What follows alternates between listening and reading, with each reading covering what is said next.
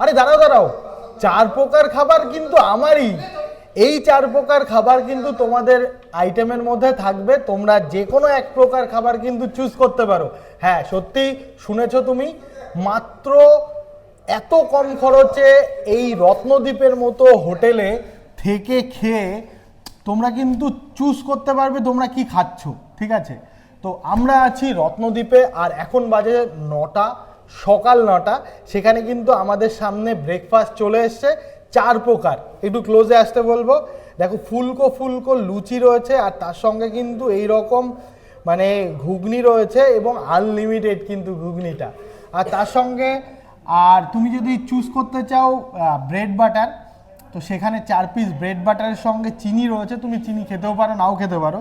আর দেখো এটা কিন্তু সকলের কিন্তু ফেভারিট ম্যাগি। ঠিক আছে, পাহাড়ে টাহাড়ে যারা যায় তাদের তো একদম মানে কোনো কথাই হবে না।